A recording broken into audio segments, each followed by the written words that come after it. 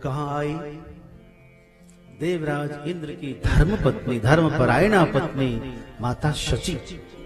हम लोगों के लिए तो माता ही है, पतिव्रता है। पति के दुख का चिंतन कर रही है कि मेरे पति को बार बार संकट क्यों आता है। आज की जो नारियां हैं वो चाहे तो अपने पति को संकट से बाहर कर सकती है। सोचना चाहिए, बार बार पति को बिजनेस में नुकसान हो रहा है, बार बार पति को कोई कष्ट हो रहा है, तो जरूर चिंतन करना चाहिए। यही चिंतन करके उनको पता लगा कि काशी में इस समय सब संत मुनि ऋषि मुनि बैठे हैं, स्वयं शिव जी काशी में रहते हैं, जरूर कुछ न कुछ मेरे लिए अच्छा होगा। तो समय निकाल करके काशी आई है। कौन आई है? शची माता। साक्षात वेदव्यास जी के चरणों में बैठकर पूछती है, हे मुनिवर, आप बताएं, ऐसा कोई उपाय बताएं जिससे मेरे पतिदेव सदा सदा पदासीन रहे, कभी उनको कष्ट ना हो। तो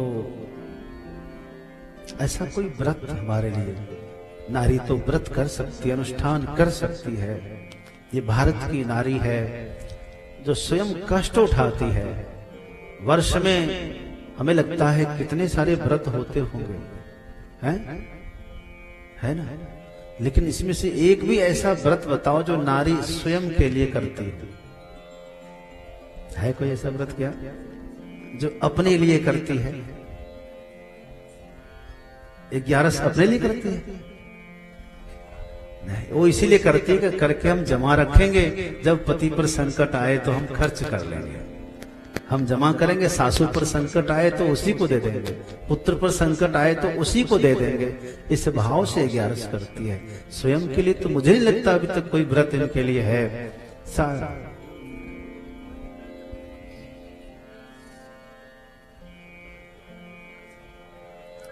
ये तो आपकी विशेषता है कि आप ये समझ रहे हैं कि हम व्रत करेंगे पति के लिए तो मेरा भी भला उसी में हो जाएगा, लेकिन वास्तव में यही है।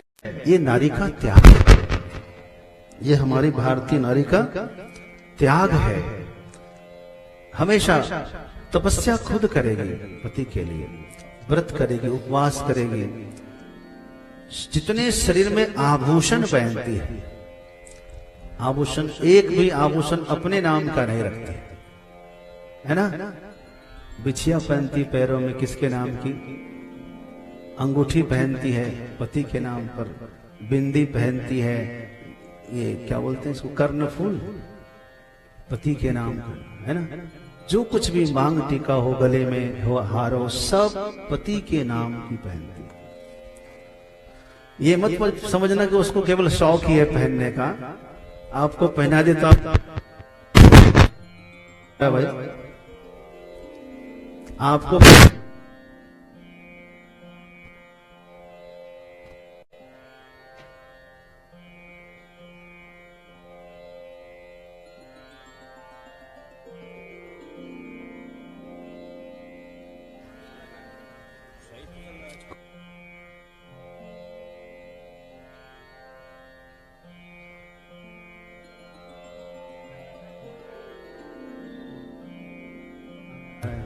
नारायण नारायण। हाँ,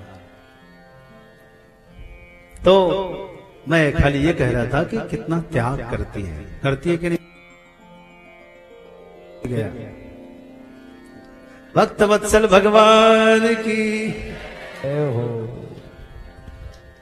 चलो, तो माता शची वेदव्यास जी से पूछती है कि ऐसा कोई उपाय बताए महात्मन जिससे मेरे पति का हमेशा हमेशा के लिए दुख दूर हो जाए। बार बार राज्य संकट नहीं चाहिए, बार बार जो है घर से बेघर हो जाए, ये नहीं चाहिए।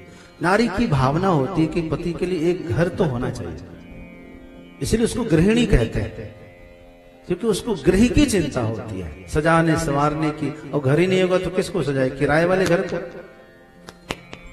यदि आप किराए पर रहते तो आप समझना आपका तो गुजारा अच्छा होता है, लेकिन नारी का गुजारा अच्छा नहीं होता, वो वहां कभी खुश नहीं रहते। इसलिए अपनी पत्नी के लिए कम से कम एक घर तो अवश्य बनाना चाहिए। और तब उसके बाद वेद व्यास जी ने समझाया। बहुत अच्छा संकल्प है, आपके योग्य ही है। एक व्रत बताया, आपको बताऊं? करेंगे? आज मैं बता रहा हूं। वैसे मैं अभी तक में कोई टोटका आपको बताया नहीं, बताया कुछ नहीं बताया था। हम सादा सिंपल कथा करता हूं, लेकिन आज बता रहा हूं चूंकि प्रसंग है। शिव महापुराण में ऐसे कुछ है नहीं, इसलिए जो बोलते हैं वो सब किसी दूसरे पुराणों का बोल देते हैं, लेकिन शिव पुराण ये सब कुछ नहीं कहता। शिव पुराण तो आपको भगवान से ऐसे मिलाता है, जैसे आप हैं वैसे लगेगा भगवान हमारे बिल्कुल हमारे अनुरूप है, हमारे योग्य। जब शिव को प्रसन्न कर लेंगे तो दुख रहेगा ही नहीं। तो ये मैं जो प्रसंग सुना रहा हूं, ये स्कंद पुराण का काशी खंड का प्रसंग है, माता शची का प्रसंग। तो एक व्रत है, उसका नाम है मनोरथ तृतीया। क्या नाम बताया हमने? मनोरथ तृतीया व्रत। तो अपने मनोरथ को पूर्ण करने के लिए व्रत है ना? इस व्रत को करना चाहिए। इस व्रत की अधिष्ठात्री देवी काशी में है। यहां एक आशा विनायक है, गणेश जी। अब जरा पता करना कहां है आशा विनायक। और यहां एक देवी है, विश्वम्भरा देवी, विश्वभुजा देवी, विश्वभुजा अथवा विश्वम्भरा देवी है। इन दो देवियों को प्रणाम करके पूजा करके, एक विश्वम्भरा देवी, दूसरा आशा विनायक गणेश जी, इनकी पूजा करके ही व्रत का शुभारंभ करते हैं। ये वैसे तो वर्ष में मुख्य जो उन्होंने किया था माता शची ने, वो किया था वैशाख मास के शुक्ल पक्ष की तृतीया तिथि को किया था। द्वितीया के शाम में ही जो कुछ भी खाना पीना है खाएं, हल्का फुल्का खाएं, बिल्कुल हल्का, ताकि सुबह तक सब ठीक हो जाए। और शाम को ब्रश जरूर करना चाहिए। यहाँ शास्त्र में विधान है दातुन का। दातुन इसलिए कहते हैं, आप लोगों को लगता है दातुन पुराने जमाने की बात है, उसके पीछे रहस्य है। चूंकि ब्रश आप जूठा करते हैं, पहले का किया हुआ ब्रश ही आप बार बार करते हैं, नया ब्रश तो नहीं लाते। यदि ला सकते तो उस दिन नया ब्रश ला कर ही करना चाहिए। और दातुन तो हमेशा नया ही होता है, या और फिर तो इसीलिए दातुन को बोलते हैं। शास्त्र हमारा दातुन के लिए पक्ष में है। दंत धावनम, तो शाम के समय जब कुछ खा लें आप, तो उसके बाद ही दातुन करें अथवा ब्रश कर लें। द्वितीया की रात्रि में ही, तृतीया को, अच्छा द्वितीया की रात्रि में सोने से पहले इन दो मूर्ति आशा विनायक और विश्वम्भरा माता है ना, इन दोनों को प्रणाम करके संकल्प लें कि हम जो है कल से ये व्रत करने जा रहे हैं। आप जरूर पधारिए और हमें आशीर्वाद प्रदान करिए, ये व्रत हमारा संपन्न हो जाए। और यह ध्यान करते करते आप सो जाइए। सवेरे होकर के आप नित्य क्रिया करके और सुबह से ही व्रत करिए। कुछ खाना पीना नहीं है, और जा करके पूजन करना है आशा विनायक का, विश्वम्भरा का। और पूजन करके दर्शन करके खूब भक्ति भाव से जप तप करें। और शाम के समय जो है भोग लगाएं भगवान को। सुबह आपने जो लगाया सो ठीक है, लेकिन शाम के समय भोग लगाएं। किसका? मालपुए का भोग लगता है इस दिन। मालपुआ बनाएं, माता को भी लगाएं और गणेश जी को भी लगाएं। और वही फिर उसी से आप शाम के समय पूजा के बाद पारण करें। शाम के समय ही खाने पीने के बाद आपका व्रत परिपूर्ण हो जाएगा। ये व्रत है, इसका नाम है मनोरथ तृतीया व्रत। किसी को पुत्र नहीं हो रहा हो, किसी के पति को बार बार कष्ट हो रहा हो, अपने पति की खुशी के लिए, अपने पति की जो है मनोकामना को पूर्ण करने के लिए कोई भी नारी इसे कर सकती। सौभाग्यवती नारी ही करे इस व्रत को। वैशाख शुक्ल तृतीया तो मैंने कहा कि माता शची ने किया था, लेकिन किसी भी महीने में इस व्रत को किया जा सकता है।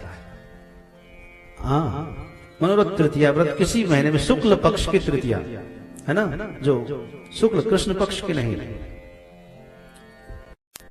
और किसी भी महीने में आप कर सकते हैं, इस व्रत को करिए, जरूर करिए। माता शची ने किया और उनकी मनोकामना पूर्ण हुई, तब से लेकर कभी भी देवराज इंद्र पर संकट नहीं आया। तो इस व्रत को आप सब जरूर करें। ये हमारी काशी की कथा, काशी खंड की कथा हम कोशिश किए हैं आपको हर दिन काशी खंड से आपको परिचय कराएं, कुछ न कुछ बताएं, ये हमने प्रयास किया है। अब हम आज के कुछ प्रसंग को उठा लें, जो फिर प्रसंग को आगे बढ़ाएंगे। भक्तवत्सल भगवान की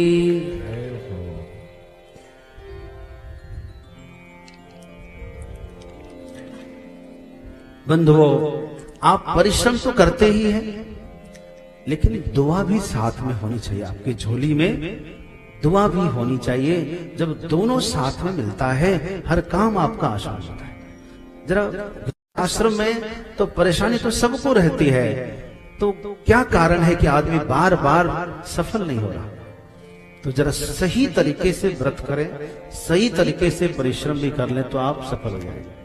बोले ये भाग्य क्या चीज है ना। एक बच्ची ने हमें अहमदाबाद में, मैं जो है एयरपोर्ट पे जा रहा था, तो उसी समय पूछ लिया कि ये बता दीजिए कि भाग्य क्या होता है। और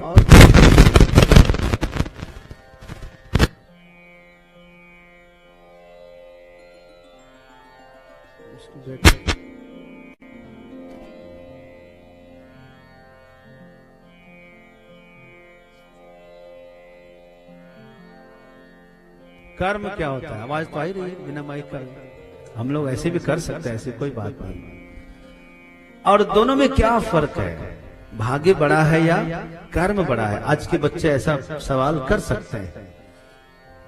यदि भाग्य में सब लिखा है तो हम कर्म क्यों करें? और यदि कर्म से सब होना है तो फिर भाग्य के पीछे क्यों रहे? ये सवाल भी कर सकते हैं बच्चे। तो इसका उत्तर जानना चाहिए। देखो, कभी आप लोग बैंक में पैसा जमा तो कराते ही है सब, कोई सामान बैंक में रखे हैं हम लोग, सोना चांदी वगैरह, लॉकर का प्रयोग करते हैं, घर के कागजात रखने के लिए लोग करते हैं, रखे हैं ना? हाथ मत उठाना, कई लोग आपके पीछे पड़ जाए। तो लॉकर में क्या होता है कि बैंक वाले दो चाबी का प्रयोग करते हैं। एक चाबी ही आपको देंगे, एक चाबी मैनेजर रखेंगे अपने पास। यही होता है ना, ताकि आप चुपके से जाकर खोलना चाहे तो अकेले एक चाबी से नहीं खोलते। आपके बिना यदि मैनेजर चाहे तो खोल ले तो वो नहीं खोल सकते। दो चाबी होती है, एक चाबी आपके पास, एक चाबी मैनेजर के पास। और जब दोनों चाबी एक साथ लगती है और एक साथ जब दोनों चाबियां घूमती है, तब लॉकर खुलता है और उसका सामान जो कुछ है, संपत्ति आपको प्राप्त होती है। ऐसे ही है महाराज। एक है दुआ की चाबी, एक है परिश्रम की चाबी। जब दोनों एक साथ काम करने लग जाए तो भाग्य का ताला खुल जाता है और जो चाहिए वो सब मिल जाता है।